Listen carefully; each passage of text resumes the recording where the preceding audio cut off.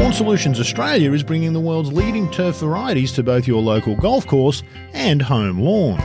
With superior turf varieties like Tiff Tough Hybrid Bermuda, Sir Grange Zoysia and the newly launched Zoysia Australis, available exclusively through Lawn Solutions Australia, we have the perfect lawn for you.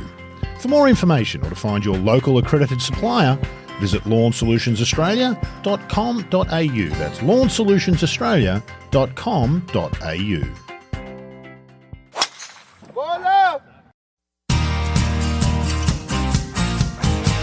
I've never seen anything like it before, and to attempt to hit the ball out of there is pure madness. The winner of the gold medal and the champion golfer of the year is Cameron Smith. This is the one that I've always wanted to win since I was a little kid. So it just feels pretty amazing to be able to get it done today. It's amazing that it's my destiny to be the first Aussie to win. Just incredible. Hello and welcome to episode 79 of Playing from the Tips, Golf Australia Magazine's weekly preview and tipping podcast that goes wherever professional golf ventures to bring you all the details, pertinent and otherwise, and offer up our best guesses as to the winners. Jimmy Emanuel here in the host seat in a week where unbelievably we could almost call it a week off in the world of pro golf. Only 2 tournaments to cover for our so-called experts who, despite the light load, have attentively combed the Omega European Masters and 40th Shinhan Donghae Open. First of those so-called experts is like Greg Norman reconstructing professional golf in a similar yet different format, only his is a podcast studio and he is Rod Murray. Rod, welcome. Thank you very much. I don't think I've ever been compared to Greg Norman before, so that's because you're going to do something where you're going to change a lot of stuff, but it's going to be similar. Yeah, some people think it's unnecessary. Some people think it's needed. I think it's very... And I'll start wearing shorts to work because that's innovation. Okay. Nice. Okay. All right. And unlike Rod, who is reconstructing and constructing, the only thing Adrian Logue ever does with that construct word is offer less than constructive criticism, which I'm sure he will about the studio. Logue, welcome. Nothing is above criticism, Jimmy. Nothing's more than 9.5 out of 10. There's always room for improvement. Exactly. Thank you, mate. Beautifully dodged. It could be Jay Monahan. Say a lot without saying anything. Lots of words. No. I think we should get you to host a video tour of the podcast studio when it's done, because I think it'll be enlightening to everyone and particularly to your friendship with Rod. Perhaps might not be the one we'll use on the promotional stuff on the website. No. Logue's video Absolutely won't not. make the cut there. Absolutely not. As we'd like to do each week, we delve a little bit into last week before we get going. Rod's favourite tournament and format, the Tour Championship, delivered Scotty Scheffler as the winner, like everyone thought they would. What were the other takeaways from that event for everybody? I made a list this week. Do you want to go first, Logue? Or did you want Well, it was just boring. It was a snooze fest. Yeah. Well, I wasn't actually going to talk about that. What I tried to say last week, I think I was clumsy when I listened back. The problem with the Tour Championship is, like anything, when you try to reverse engineer a result in sport, it almost always goes completely wrong because it's actually not what people watch sport for. People watch it for the unexpected. That's what makes it interesting. And so that's the problem with that, I think, as a concept. Highs and lows. All right, I'll start. Curtis Cup, definitely a high. Sunningdale Old looked amazing, and the quality of the golf was off the charts. Some really good stuff there. Kirsten Rudgley had a good finish on the Ladies Europe. I think it was her third top 5 for the year. She very quietly building a very nice season there, which was good. Adam Scott, I thought was a bit high. So Keith Thigala calling a penalty on himself, always a high there. Here's a couple of mixed ones though, Jimmy. Nicholas Norgard winning the week after I tipped him. Mixed emotions there. Makes me look good a week late. Nicholas Norgard chipping like Logue on his way to victory. That was horrible, wasn't it? That was genuinely like playing. Yeah. For anyone at home who wants to know what it's like to play golf with Adrian Logue, go watch that clip, the DP World Tour of Nicholas Norgard, and that's it. Oh, dear. And the other one I had was another mixed one, Aaron Wilkin. Great golf. Yeah. Less than a playoff. But that was a really good play. Opening with a 61. That was some stunning golf there. There was some really good stuff there. You're really good ball striker. Yeah. But yes, I did laugh at Nicholas Norgard winning after you tipped him. I think Adam Scott as well. If you go back and actually look at his season, it's quite remarkable. Absolutely. Considering he was on that top 50 bubble, wasn't in the signature events, took advantage of the invites, which people will tell you shouldn't exist, but no one, I don't think, would be angry that Adam got an invite and has turned it into an amazing season, and he's going to be in all those events next year and keep his major streak going and do all that sort of stuff, which is phenomenal. It's kind of back against the wall stuff, isn't it? He Think about grounded out, didn't he? Yeah. It was a real grinder's performance. Which he doesn't look. Scott looks like the perfect human, good looking and the amazing swing. He doesn't look like a guy who ever needs to grind or anything, but he actually does, and he does it really well. Really well. And that's a classic example of those back to the wall stuff. Is PGA Tour career wasn't looking great at the start of this year. Now he's set. So. Just a remarkable career, though. Yeah, absolutely. Like, we're getting to a point where he's been around for decades now. And underachiever. It's always an accusation you can make about a top player. In terms of like winning at the very, very highest level, for sure, an underachiever. Or do we underestimate just how difficult that is to do for a long period of time? That I feel like that's more the case. We kind of judge golf a bit like other sports, but I think it's different in sort of the results sense. That's what when you've got Tiger, everyone else gets compared to. The bar gets so high that extraordinary golf gets rated as just okay. In a sort of era where longevity isn't as pertinent, it's pretty impressive. Yeah. I mean, you just look at how many President's Cups he's played. And now it's not the most competitive event, but he's been there every single one, and he's been a major part of it. So it's pretty impressive stuff. And like Mickelson, never an injury. I mean, he busted his finger in a car door, and he's done a few things like that. He had the knee injury from uni and whatever that. But he's not been one like Jason Day. There's been a period there where he could hardly walk. Some of these guys who swing it so hard, the Champions Tour is clearly not on their minds. They're going to be playing golf into their 50s. And that's, I think, been the biggest change in golf last 20 years is just how physically hard the players swing and the risks that come with that. And Adam Scott seems to have more of a functional fitness, like he doesn't use weights. Like he's a surfer and body resistance is all he does. Yeah. Chin-ups and push-ups and those kinds of things. He doesn't surfing and go too hard in the gym, I don't think. But he's built. Yeah, he's in good robust. nick. He's robust looking. Yeah. Anyway. Yeah. On last week, we added another win to go to 19, and we added 5 top 10s to our tally of 117, all done this year, which we, as always, remind you are unrivaled numbers by golf podcasts owned by print magazines recorded in Sydney on a Tuesday. Unrivaled. Unrivaled. Nobody even in the game. Without peer, I would say, those numbers are. Yeah. We move on to this week's action. And first, I think it's a lot of people's favourite yearly spots of the DP World Tour. Certainly that of the Getty Images photographers who will be there and take those amazing backdrops and get lots of downloads.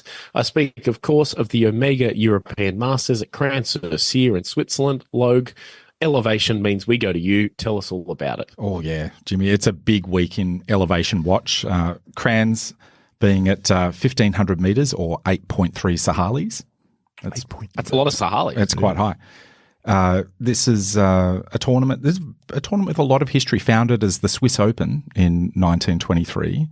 The Omega European Masters, been held at Crans since 1939 and has been a DP World Tour event since the tour's inception in 1972.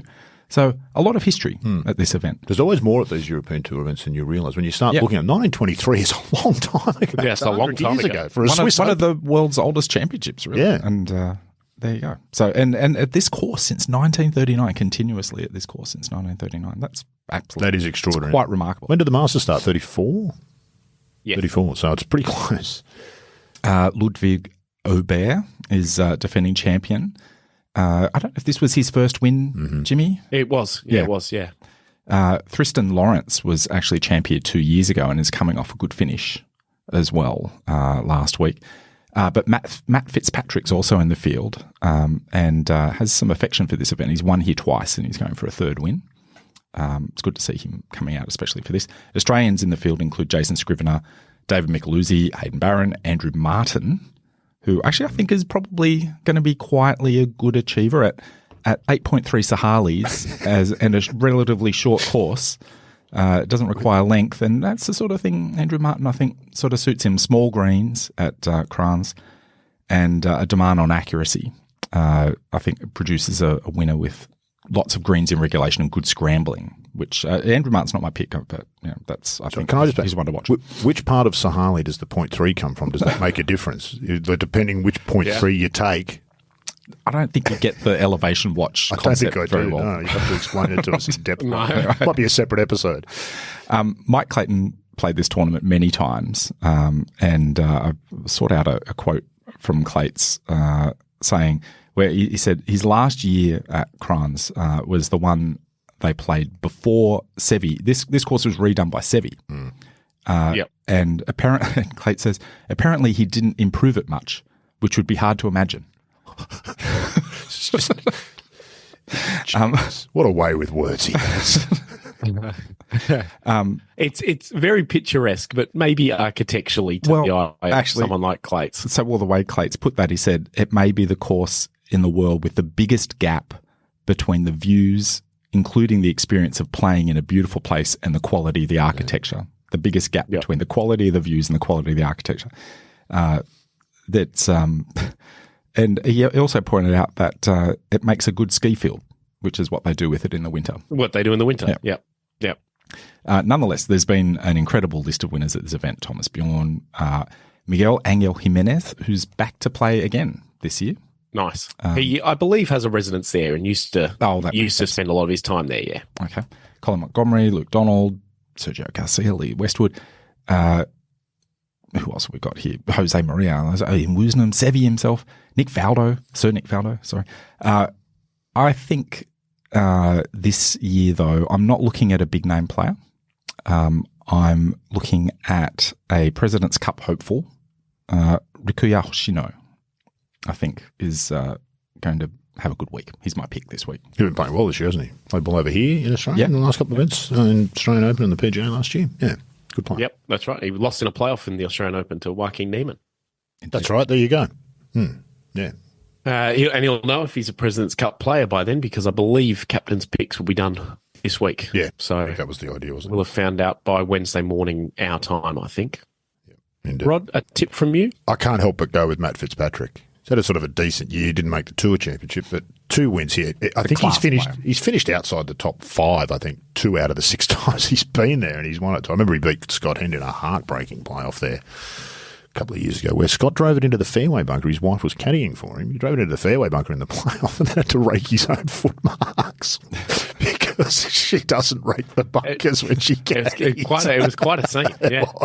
Here he is in a playoff and he's there raking his foot marks. It was a yearly trip for Hendy and Leanne to go there, and she'd caddy for him every year, and they go, and it was just remarkable. Yeah. He nearly won there a couple of times. Yeah, he did. He had a couple of close calls, a couple of players, and Fitzpatrick was one of them. But it doesn't seem like the sort of course that would suit him, but it does. No, somehow it does. It must be the vibe of the place or something. He just enjoys it. My guess is that, especially after 20-odd years playing the game professionally, when you've been married, I would imagine that most of the golfers' wives have certain venues, certain times they go to every year. Nothing to do with the golf. It's just, and this would be one. I'd say he's a regular there because she loves the place. He plays all right at the course. They're having a nice time, so he plays well. Yep. I'm going to also go with Matt Fitzpatrick for almost the same reasons. Decent year, not great. He'll be keen to get a good result. He plays this place really, really well. I think outside of those 2 wins, he might have a second or a third as well. Might have one of each, actually. And so just form, quality of player. He stands out, doesn't he, in this field? His name really just jumps out at you from the page like, oh, that's the guy that you'd have your money on this. He really does. Yeah. Want to work less and play more golf? Well, you can. If you're practicing your putting or your drives, Tiff Tough Hybrid Bermuda, exclusively by Lawn Solutions Australia, can bring the golf course experience right to your home. With superior drought tolerance, speedy recovery and toughness, Tiff Tough is the smart grass.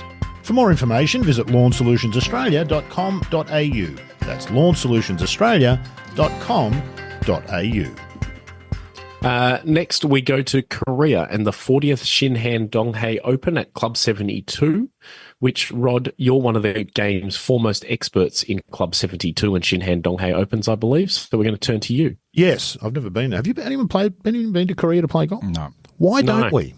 Why don't we? The number of Korean professional players, particularly the women's, but no shortage of men's, why isn't it a golf destination? Why does nobody ever think, I might go to Korea and see what the golf's like there? They seem to churn out a lot of good golfers. Maybe the courses are good. Not sure how accessible golf is over there. Yeah, I believe the golf culture is quite amazing, but past guest, so-called expert Matt Burns has definitely been there for a Korean golf show. He says he raves about it. Yeah.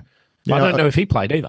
Yeah, it just seems to be a destination that I've never met anybody. BJ, I think, went and played golf in Korea, former Golf Australia. But I think that was a work thing. I've never known anybody who's just gone, I'm going to go to Korea and see what the golf's like there. But you're right, maybe it's a cost thing. The Shinhan Donghae Open. Shinhan's a financial holding company. What does that mean? What does that mean? Money. You tell us. I don't know. The finance industry is just full of these terms that you see. What does that mean? Do they hold your finance? I don't know. So there's nothing exciting about that. Donghae is apparently Korean for Sea of Japan or Eastern Sea, which is weird because it seems to be on the other side of the country, the Sea of Japan, to where this is located on the map. But there you go. So I don't know what that's about. Ocean course at Sky 72 Golf Club. Sky 72 because there's 4 courses across 2 sites, 3 at one on the other. Incheon itself, which is where it is, pretty interesting place. This is where Samsung is based. You ever seen Samsung. Have you ever seen the footage of the Samsung plant there in Incheon? It's like acres and acres, like its own suburb where they make everything from phones to excavators, big D9s. It's quite amazing. So it's only 32 km from the demilitarised zone. Is it considered a risk, North and South Korea? In that? I don't. From outside, it doesn't feel like I think you'd have a little bit of warning if something was going down. Would I be nervous if I was going 32 km from the demilitarised, knowing nothing like it? I don't know. Maybe. Anyway, I just thought it was interesting. Jack Nicklaus Design opened in 2007. I think it was actually his son Steve did the design for the Nicklaus Design Company. It's hosted plenty of tournaments since then, so both men's and women's. It's got a 400-yard circular driving range. Nice. Fascinating. Nice. Crooked Cat. Crooked Cat has a circular driving range. Yeah, but this is the biggest in the world. This is 400 yards. Okay, So- sorry. Muirfield Village has an almost circular driving range as well. Who were the 2 pros, Jimmy, that got into a physical altercation because one was at one side of the circular range, the other was the other, and the first guy was hitting balls and they were actually, because he was hitting downwind, it was reaching the guy at the other end who was practicing into the wind. Apparently he put his club down, stormed around, just punched the bloke in the face. There were 2 pros years ago. I can't It's remember asking who for that trouble, was. isn't it? A circular driving range. I've never seen one in person. The idea is good, I suppose, unless some lunatic comes along who can smash it miles and starts Yeah, people that's on the right. other side. Anyway, so that's something. Scoring here has been historically pretty low, 20 under or more winning several times across both the men's and women's events that have been here, unless the wind really blows, and it's pretty close to the sea here, and it can do. There have been years where single digits has won, and there's other years where 22 under has won, so really does depend on the wind. The terrain looks to have some nice movement. It's sort of a bit rolling, nothing dramatic really about it. There's not a lot I can find. Not a lot of images of the course online, not much in the way of video, so it's a bit hard to sort of really make it out. Haven't seen any images. I've heard actually that it's Scotland styled it's Scotland styled golf course. Oh, there's some fancy. I got that from the Jack Nicklaus website, the Jack Nicklaus. Oh, did you? There's some fantastic but stuff on also the has website. a Florida style lake. Well, that's that classic Scotland style Florida lake. Florida with lake, yeah. That's It's a like fusion. Fusion dining. That's right. Yeah, that's right. It's like, yeah. But what makes a lake Florida style? I think it's in the water, isn't it? Being a lake. It's the flavour of the water and how it sits, Jimmy. I've got no idea. Florida lake. Yeah, okay. I don't know who writes this nonsense, but non-golf people should never be allowed to write the marketing stuff for golf courses or course designs because they're just the nonsense is terrible. It'll probably be set up as it looks from all the pictures I can find. Hyper green fairways, diamond cut, heavy rough on the sides and around the green. So there's nothing unusual about that. Pros like it. They've sort of adapted to that game. Now, here is something usually. One of the busiest courses in Korea. According to one review I read, it gets so busy that it's not uncommon to change the pin positions more than once a day to protect the grass. Oh, okay. How many people would you have to have go around for that to be the case? I have no idea. I didn't want to investigate further because I kind of didn't want to find the answer, which would probably be boring. But isn't that an intriguing idea? That would be a great format for a Wednesday Stableford. Just switch the pins between the morning and afternoon fields. Just change them around. Halfway through the field, just change them around. There you go. That's crazy. I mean, they have to be going through really quickly too for that to be. I don't even know if it's true, but when I read it, I thought I must repeat that on the show. Yeah, okay. Because that's how history gets made. Worthy of That's repeating. Yeah. good journalism. Yeah, exactly. It would make it interesting, wouldn't it, for club comps? For all of that, of course, it's the golfers we tune in to see. It's a similar field to last week. One of the bigger purses on the Asian Tour, same purse as the Korean Open, which is pretty big. It's not up there with the International Series events, but that helps to attract the field. It's got some prestige, this tournament. It's got good history on the Asian Tour. I think it's seen as a tournament. It's not an International Series event, though. It is not an International Series event. It has had because it's Korean co-sanctioned and all that sort of stuff. with the Japan Tour as well. Yeah. Tri-sanctioned. I don't think there's a third one this year. I can only find Japan and Korea. Well, it would be the tri-sanctioned. Asia. Korea. Oh, and the Korean tour. Yes, of course. My mistake. Yeah, tri-sanctioned. Well done. Got a pretty good list of winners here. Pardon me over there. Benan, Sangmoon Bay, 3 times, I think, Sangmoon. 2 or 3 times. So Paul Casey's one there. So it's one of those tournaments, a bit like here at Australia, where they'll generally get 1 or 2 overseas big names for an appearance fee. So it's no surprise that some of those have won. Look, I think the golf will be interesting this week, it would seem.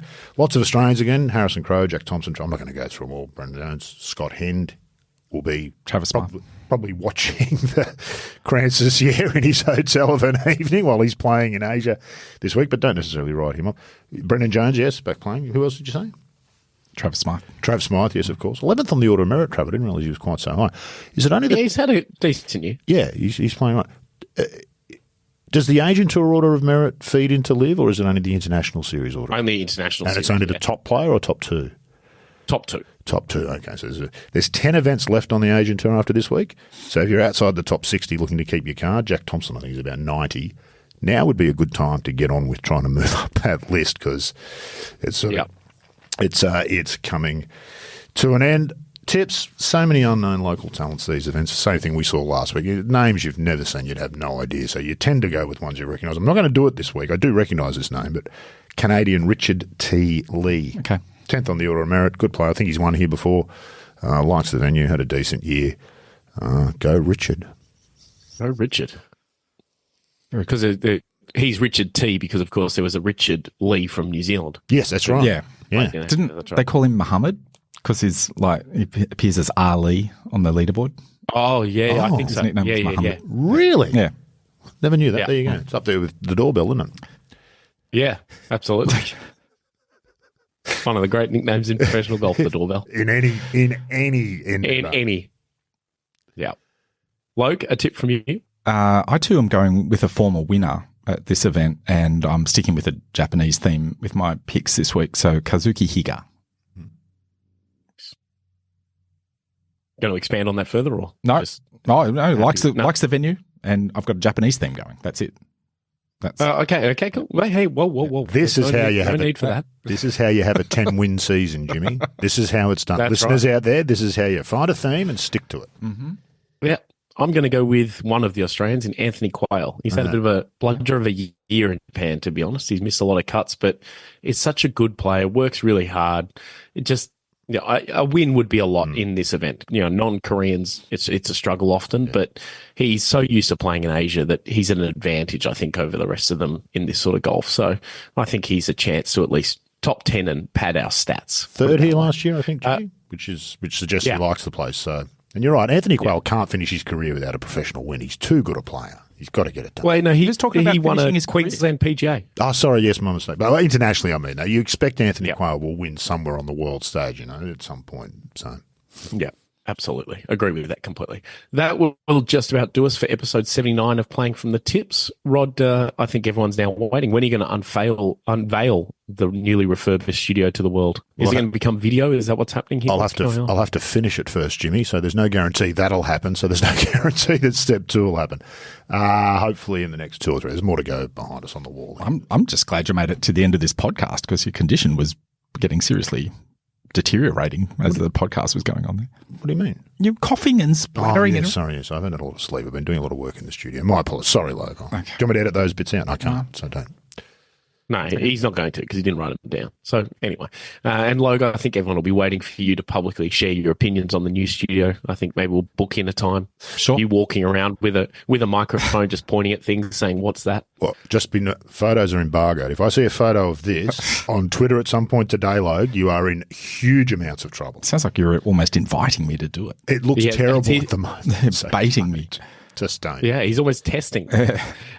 You can, of course, follow all this action and so much more on the Golf Australia magazine website, golfaustralia.com.au, where you can also listen to our sibling podcast, The Thing About Golf.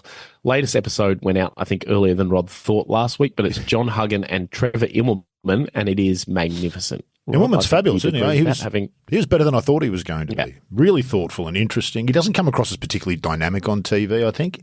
He's a bit like Adam Scott, though. When he talks, he's really thoughtful, and you walk away thinking there's stuff to think about there. So I would recommend it. He's a really, really, really good chatter. Really good talk.